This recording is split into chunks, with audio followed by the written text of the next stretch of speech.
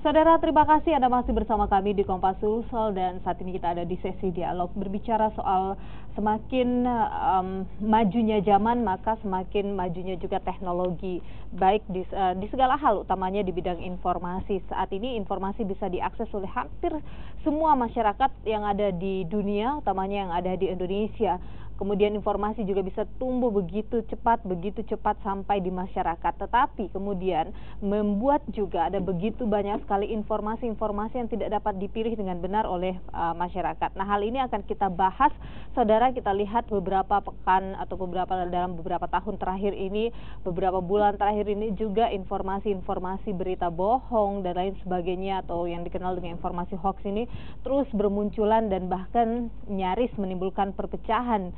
Nah, hal inilah yang akan kita bahas, bagaimana kemudian masyarakat harusnya bisa lebih cerdas atau lebih pintar lagi dalam menyaring setiap informasi yang mereka dapatkan melalui media sosial ataupun melalui media online lainnya. Untuk membahas hal ini, saya sudah bersama dengan akademisi dari Universitas Hasanuddin Makassar, ada Bapak Aswar Hasan di sini. Selamat pagi, Pak Aswar.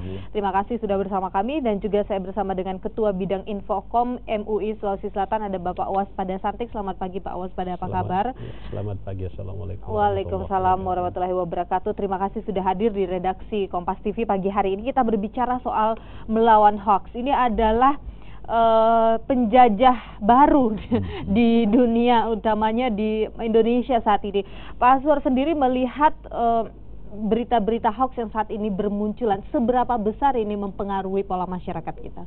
Oh ya, sangat mempengaruhi. Boleh dikata negara ini sekarang dalam posisi darurat hoax, ya. Karena hampir resolusi-resolusi yang terjadi dalam skala besar itu tidak terlepas dari proses terjadinya hoax dari kontestasi untuk mendapatkan hasil yang mempengaruhi kehidupan orang banyak. Nah, dengan kata lain bahwa persoalan hoax ini sudah menjadi persoalan keseharian yang sifatnya negatif, karena bisa menciptakan konflik secara sosial, psikologis, sampai kepada politik, bahkan mempengaruhi tataran kehidupan ekonomi.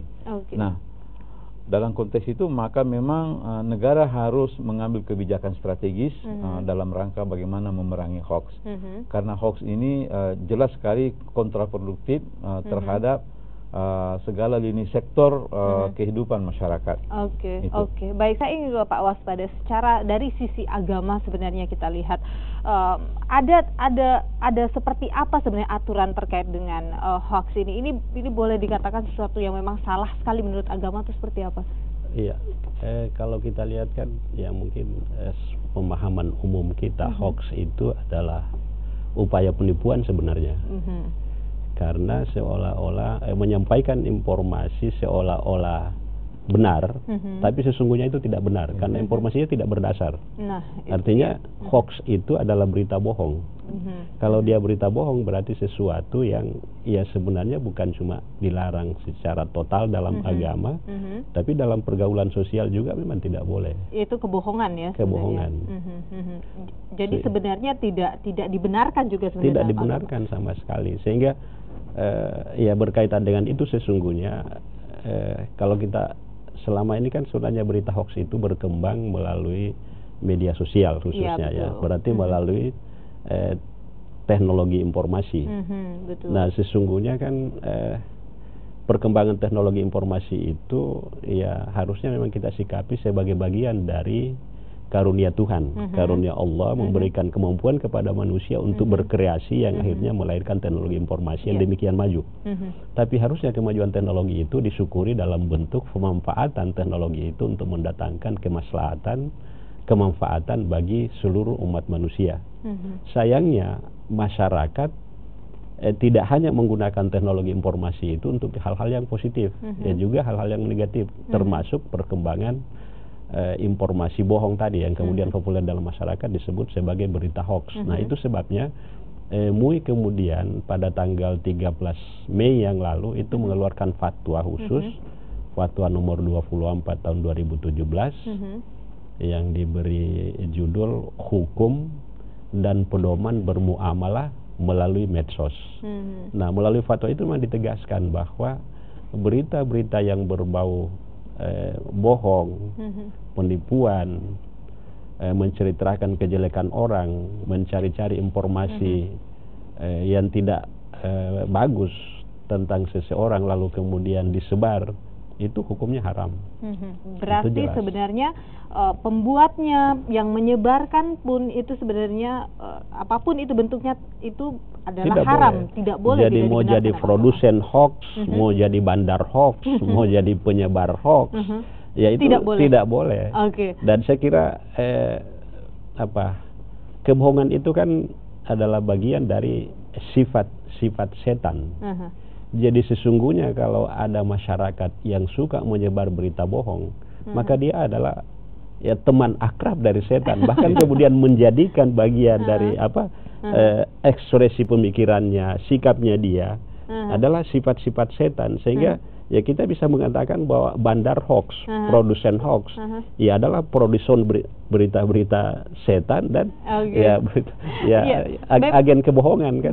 Benar sekali bahwa memang menariknya adalah ternyata ada yang memproduksi berita-berita ini, bahkan masih dalam penanganan pihak kepolisian memproduksi berita ini. Pak Aswar, kalau misalnya Anda lihat sendiri kemudian perubahan dari masyarakat yang dulunya kemudian tidak begitu mudah untuk percaya dengan media berita melalui media online, kemudian sekarang percaya, itu sebenarnya apa yang membuat mereka bisa begitu mudah mempercayai berita-berita yang mereka dapatkan melalui media sosial? Jadi memang pada dasarnya itu disebabkan karena terjadinya pergeseran, pergeseran yang begitu sangat dahsyat di tengah masyarakat kita seiring dengan globalisasi, di mana salah satu aspek daripada globalisasi itu adalah perilaku berkomunikasi yang mengalami revolusi perubahan. Nah, dalam proses revolusi itu tidak disertai dengan kesiapan mental dan kultur dalam bermasyarakat. Nah, dengan kata lain, kalau kita tanya mengapa hoax itu menjadi sesuatu yang merealita, padahal dia sesuatu yang mestinya tertolak, dia sesuatu yang seharusnya terlarang, tapi kenyataannya dia merealita secara viral di tengah masyarakat. Nah, ini kan menimbulkan pertanyaan. Nah, itu salah satu disebabkan oleh karena terjadinya krisis, krisis kepercayaan, baik itu terhadap narasumber maupun media mainstream, termasuk dalam hal ini segenap unsur-unsur messenger atau pembawa berita itu sendiri di tengah masyarakat itu mengalami krisis. Nah, kemudian dalam keadaan krisis itu diperparah lagi dengan masyarakat dan negara belum menjadikan transparansi sebagai sebuah kultur, di mana transparansi itu juga terikat dengan aspek objektivitas dan akuntabilitas di dalam memproduksi sebuah pernyataan-pernyataan ataupun informasi itu sendiri. Nah, budaya tidak transparansi ini kemudian disertai dengan terjadinya misalnya revolusi berdemokrasi di negara kita pada saat terjadi reformasi. Nah, konsekuensi daripada revolusi demokrasi di Indonesia itu menyebabkan terjadinya sebuah euforia kebebasan. Nah, euforia kebebasan ini kemudian disambut dengan terjadinya serbuan pemanfaatan secara mudah dari teknologi komunikasi dalam bentuk jet-jet. Indonesia termasuk negara terbesar di dunia pemakai media sosial, ya, dengan fasilitas ketersediaan ladang informasi yang bisa dipakai untuk apa dan oleh siapa saja. Nah, kondisi-kondisi seperti ini menyebabkan kemudian merebaknya hoax itu sendiri. Terlebih ketika hoax itu memungkinkan dijadikan sebagai alat bisnis dalam berpolitik misalnya. Kasus Sarasen misalnya. Nah, ini sebuah fakta, sebuah realita yang juga menjadi sebuah fenomena tantangan dalam bernegara, yang kalau tidak dihadapi sejak dari sekarang, ini menjadi sebuah alamat buruk kerapuhan kita dalam berbangsa ke depan. Tapi karena ancaman serius secara ideologis. Tapi sebenarnya berita-berita hoax itu sebenarnya muncul seperti ada momentumnya. Kebanyakan kalau misalnya Anda lihat pada momentum apa kemudian ini muncul? Berita hoax itu merebak kalau ketika menemukan momentumnya, misalnya momentum politik di mana di situ tidak ada transparansi, tidak ada keteladanan.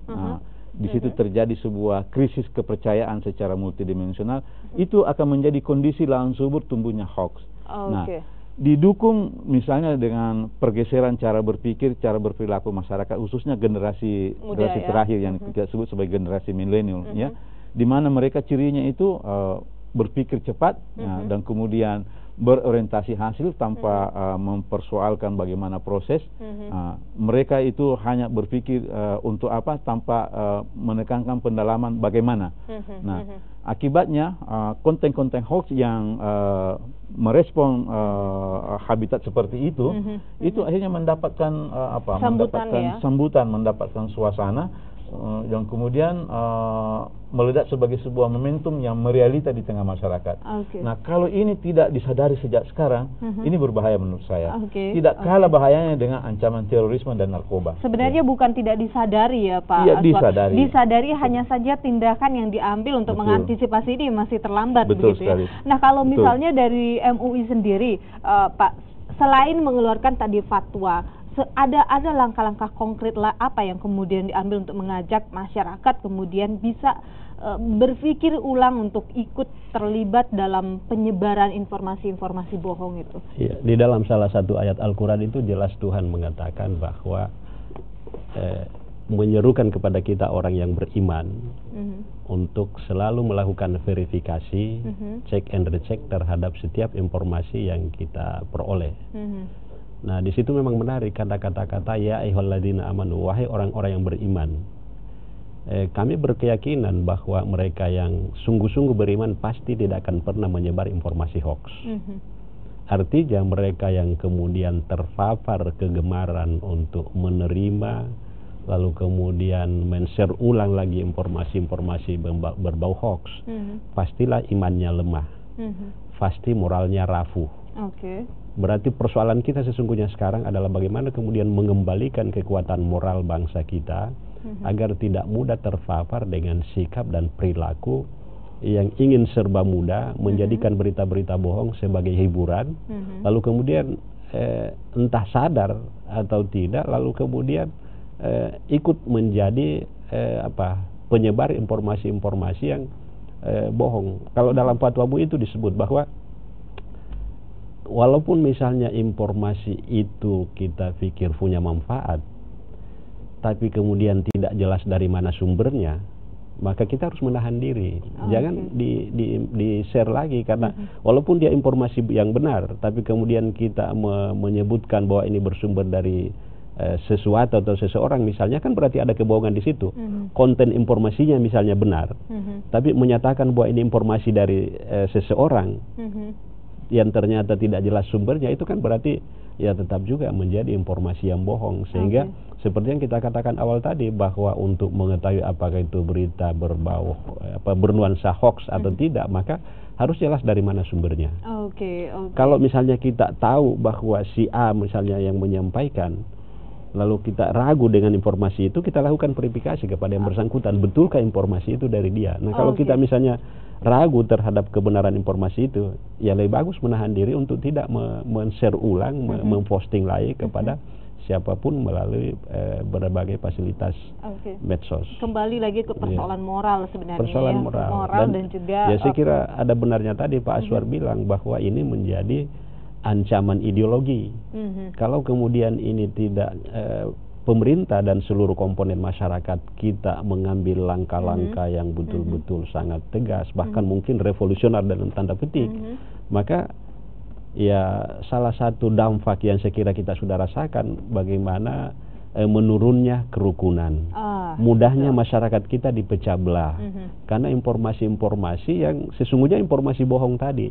Dan kalau itu kemudian tidak diantisipasi dengan cara-cara yang revolusioner, sekali lagi dalam tanda petik, ya maka ya kita kan akhirnya jadi masyarakat Indonesia yang, mohon maaf kalau saya terlalu ekstrim mengatakan, masyarakat Indonesia yang kesetanan. Karena apa yang kemudian kita sebarkan berita-berita bohong itu adalah sifat-sifat setan. Berarti kalau kita lakukan manusia kesetanan kita. Baik.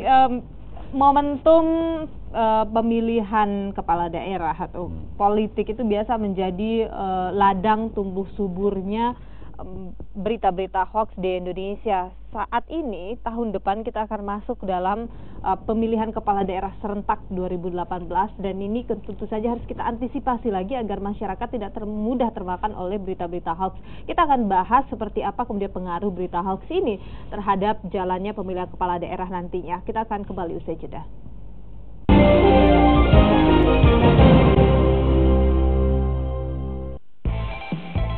Warganet bingung, mana informasi yang akurat?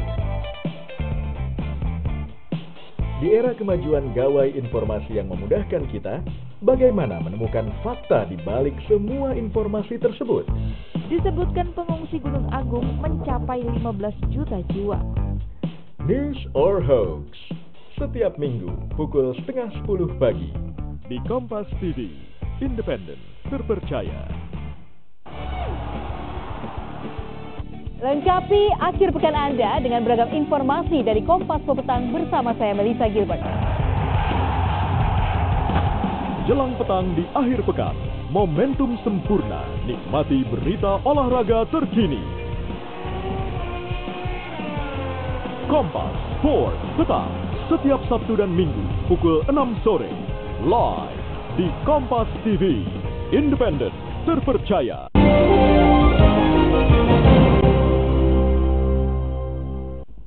Anda masih bersama dengan kami di program Kompas Sulsel dan kita masih ada di sesi dialog. Saya masih bersama dengan Bapak Aswar Hasan, akademisi dari Universitas Hasanuddin Makassar, dan juga ada Bapak Waspada Santing selaku Ketua Bidang Infokom MUI Sulawesi Selatan. Saya kembali ke Pak Aswar. Pak Aswar, kalau kita misalnya melihat sebenarnya tahun depan kita sudah masuk dalam tahun politik. Ini biasanya menjadi momentum menjadi ladang tumbuh suburnya informasi atau berita-berita hoax seperti itu. Disinilah kemudian masyarakat perlu untuk mengambil sikap. Tapi selain masyarakat, apakah pemerintah memiliki peranan penting di situ? Ya, pemerintah tentunya memiliki peranan penting, bahkan menjadi leading sektor utama dalam rangka antisipasi. Apa di situ perannya harus punya pemerintah? Pertama karena pemerintah itu memiliki power, ya, dia merupakan pihak yang menegakkan norma hukum dalam bernegara dan memiliki kekuatan pressure terhadap hal-hal yang bisa membahayakan kehidupan masyarakat dalam bernegara. Nah, olehnya itu kekuatan pemerintah ini harus efektif dalam memerangi hoax, disertai dengan dukungan masyarakat. Efektif tentunya. Yang seperti apa harus? Efektif misalnya contoh, bagaimana melaksanakan, mensosialisasikan khususnya Undang-Undang ITE sebagai salah satu norma hukum yang mengantisipasi atau memberikan punishment terhadap pelaku hoax supaya terjadi efek jera dan tidak kemudian menjadi berlarut-larut dalam kehidupan masyarakat. Terlebih ketika kita memasuki tahun politik. Mengapa? Karena salah satu dari aktivitas politik itu adalah komunikasi untuk mempengaruhi orang. Nah, masyarakat. Dalam konteks mempengaruhi ini bisa dilakukan dengan cara-cara positif, bisa juga dengan cara-cara negatif. Nah, pada saat misalnya konteks mempengaruhi orang dengan cara-cara negatif untuk mengurangi dukungnya atau menjatuhkan orang, maka konten hoax itu mendapatkan momentumnya.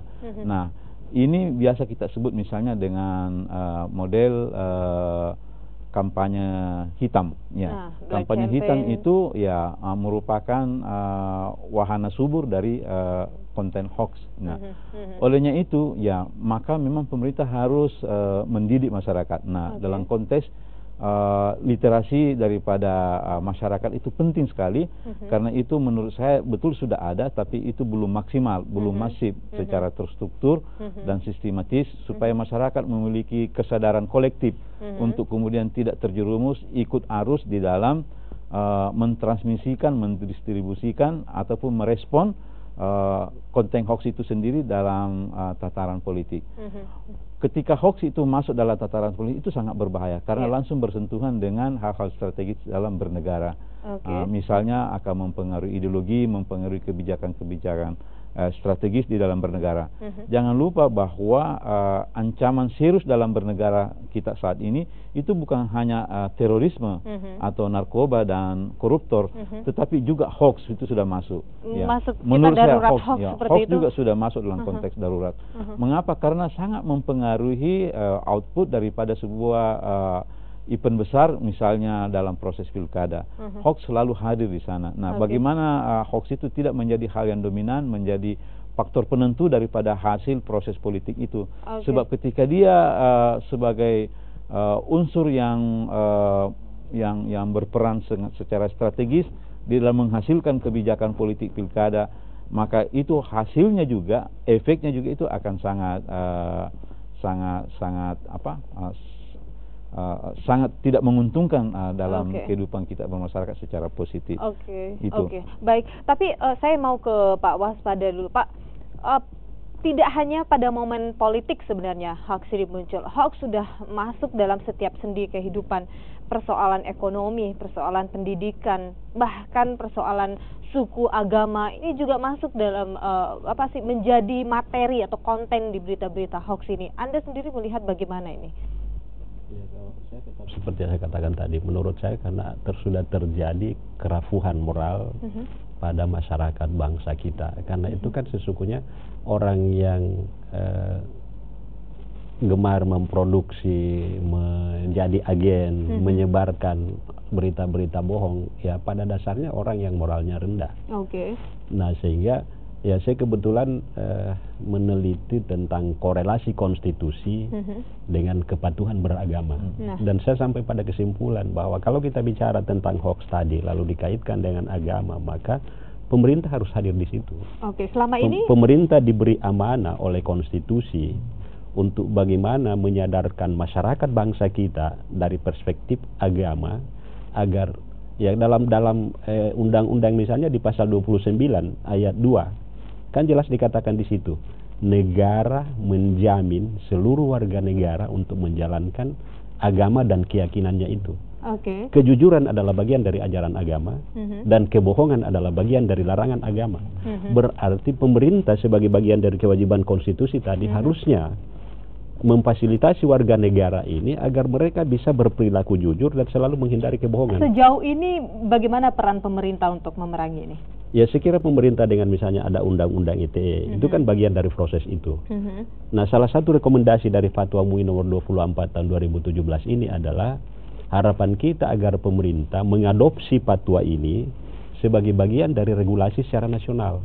Sehingga masyarakat kemudian sadar bahwa kepatuhannya dia untuk menghindari berita-berita berbau hoax, lalu kemudian mengembangkan kejujuran, bukan sekedar patuh pada peraturan perundang-undangan, tapi adalah bagian dari ketaatan dia beragama. Agama apapun dia, karena saya berkeyakinan bahwa 6 agama yang diakui di negara ini, ya tidak ada satupun agama yang menghendaki penganutnya, umatnya melakukan kebohongan. Dan kalau pemerintah kemudian melakukan membuat regulasi berkaitan dengan itu, bukan hanya pemerintah pusat sampai ke pemerintah daerah. Ya, kalau kita lihat peraturan perundang-undangan kan termasuk menjadi bagian dari peraturan perundang-undangan itu Perdes, peraturan desa.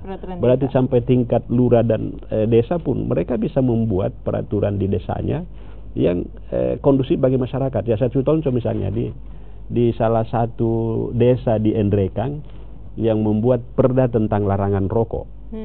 Nah, kan siapa saja, karena masyarakat sudah tahu bahwa di desa itu tidak boleh merokok, maka ketika ada orang yang suka merokok masuk di desa itu, ya kan dia berhenti merokok ketika masuk di perbatasan desa. Nah, harapannya untuk kita mengatasi persoalan hoax ini juga bisa ada seperti itu. Jadi mulai dari tingkat pemerintahan terendah, kalau misalnya kita ya sadar kejujuran tadi, sadar untuk sama-sama menghindari berita-berita bohong, maka ya harusnya kita mulai itu. Karena ya bangsa ini saya kira kalau kita kembali ke belakang dulu, ya Pak Aswar saya kira sangat paham itu bagaimana pidato kebudayaan ya Pak Muhtar Lubis dulu ya tahun 74 yang kemudian mengatakan salah satu ciri manusia Indonesia itu adalah hipokrit, munafik.